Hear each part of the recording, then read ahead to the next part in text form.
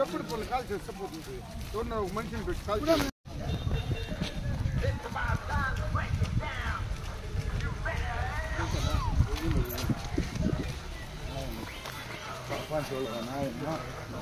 చేయాలి సార్ నాకు తప్పకుండా చేయి చేస్తాము సంతోషం చేయనా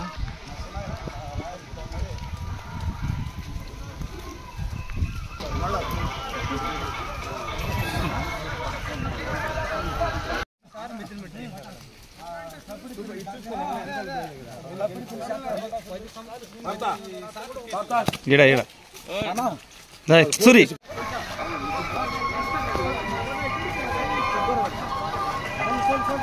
బాబు బాబు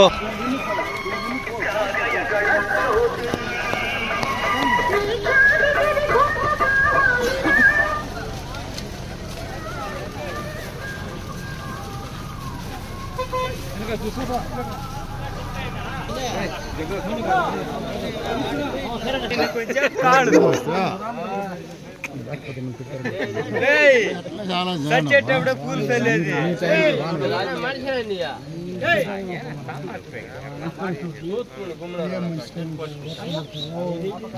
చెక్కు చెక్కు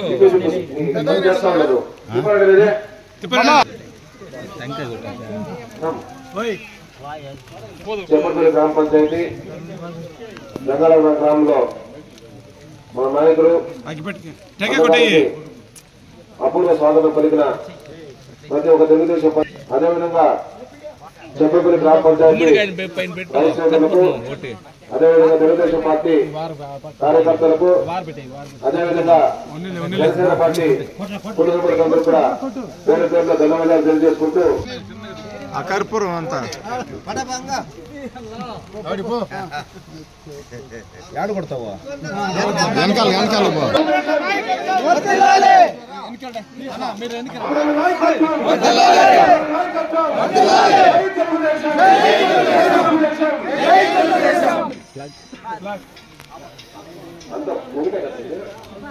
అదే అదేలే అదే అదే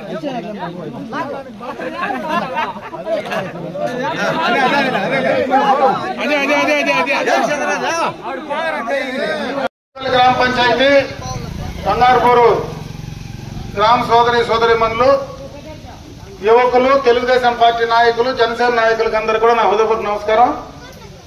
ఈరోజు ఇంటింటి తెలుగుదేశం పార్టీ కార్యక్రమంలో ఈ గ్రామానికి వచ్చిన సందర్భంలో ఈ గ్రామ మహిళలు కావచ్చు, యువకులు కావచ్చు, గ్రామస్తులు కావచ్చు, మీరందరూ చూపినటువంటి ఆదరణకు మనస్ఫూర్తిగా కూడా నా చేతులెత్తి నమస్కారాలు తెలియజేసుకుంటున్నా. ఎప్పుడు గంగారపూర్కి వచ్చినా వాన వస్తుంది. మంచిదే కదా సార్. ముందు కూడా వర్షం పడితే బాగుంటాము. మొట్టమొదటిగా మంత్రి ఈ ఊరిలోకి వచ్చినప్పుడు వర్షం పడింది, ఆ రేకుల షెడ్డే. మళ్ళా ఈరోజు మంచి కాలం వస్తుందనడానికి నిదర్శనం వరుణ్ దేవుడే. ముఖ్యంగా గంగారపూర్ అంటే తెలుగుదేశం పార్టీ కంచుకోట.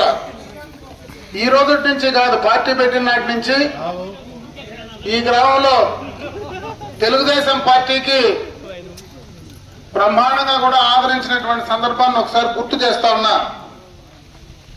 మధ్యలో కొంత ఇబ్బందులైనా మళ్ళీ ఈరోజు గంగారపూర్లో మీరందరూ ఇంత స్వచ్ఛందంగా వచ్చి తెలుగుదేశం పార్టీని మళ్ళీ మేము ఆదరిస్తామని ఇంతమంది ఇక్కడికి రావడానికి రేపు ఖచ్చితంగా మళ్ళా చంద్రబాబు నాయుడు గారు ముఖ్యమంత్రి కావడంలో సందేహం లేదని చెప్పి తెలియజేసుకుంటా ఉన్నా. మౌలికమైనటువంటి సదుపాయాలన్నీ గత తెలుగుదేశం ప్రభుత్వ హయాంలోనే జరిగాయి. ముఖ్యంగా ఎప్పటి నుంచినో మనకు ఎగదాలు ఉండేటువంటి ఆ జాగాలు కావాలని నేను ఇక్కడికి వచ్చినప్పుడు మీరు అందరూ చెప్పిన తర్వాత చింతమూర్ల కింద అప్పుడే సర్వే చేసి అవన్నీ కూడా క్లియర్ చేస్తే ప్రభుత్వం మారిన తర్వాత అవి ఇంకా కొంత పెండింగ్ ఉన్నాయి. ఆ రోజు నీళ్లు సౌకర్యం లేదంటే ఇక్కడి నుంచి బోరేసి అక్కడ నీళ్లు కూడా ఇచ్చినటువంటి సందర్భాన్ని ఒకసారి గుర్తు చేస్తా ఉన్నా. అదే కాకుండా దానికి సంబంధించి రోడ్డు కూడా మీరు కావాలని పదే పదే కూడా కోరుతూ ఉన్నారు. ఈరోజు ఎప్పుడు మళ్ళా మనకు ప్రభుత్వం ఖచ్చితంగా కూడా వస్తుంది, మంచి అవకాశాలు వస్తాయి.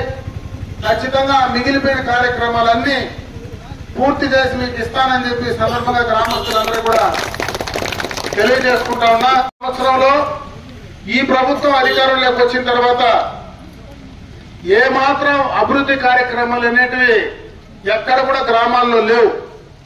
గత ప్రభుత్వంలో వేసినటువంటి ఎల్ఈడి లైట్లు బర్న్ అయితే కూడా వేసే పరిస్థితి ఈరోజు ఈ గ్రామ పంచాయతీలో ప్రభుత్వంలో లేదు. అదే కాకుండా అన్ని రకాలుగా కూడా రేట్లు విపరీతంగా పెంచేశారు.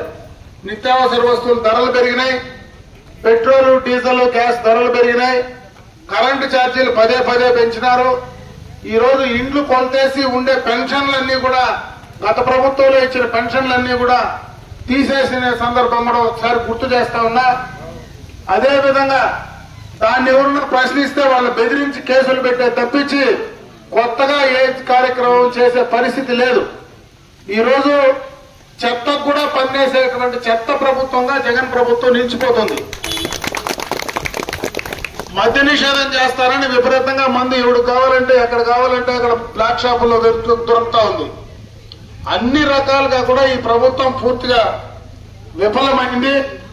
జగన్మోహన్ రెడ్డి ఈ రాష్ట్రానికి ముఖ్యంగా యువకులకు, ఇక్కడ గ్రామంలో చదువుకునేటువంటి వాళ్ళు చాలా మంది ఉన్నారు, అమ్మాయిలు ఉన్నారు, అబ్బాయిలు ఉన్నారు.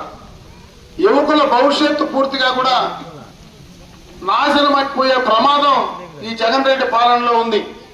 ఆయన చెప్పిన మాటలు ఏవి నిలబెట్టుకోలే.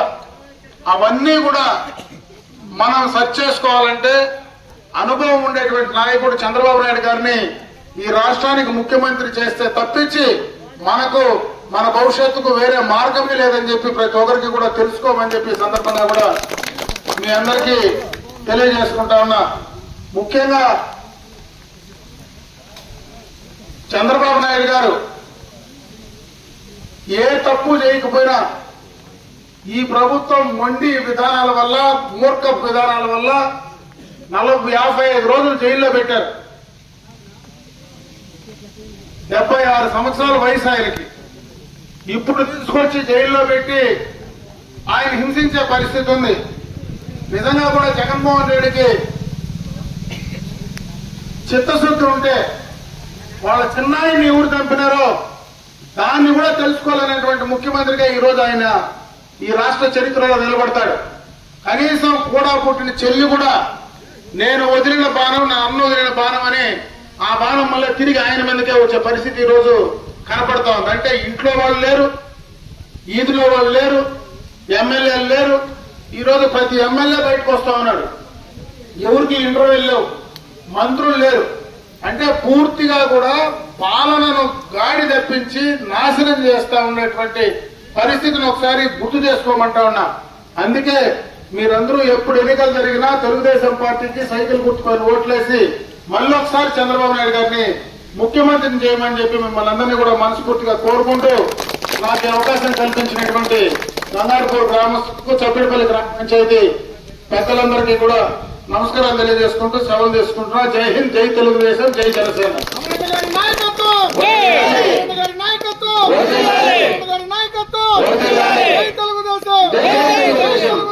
జై తెలుగుదేశం, జై జనసేన.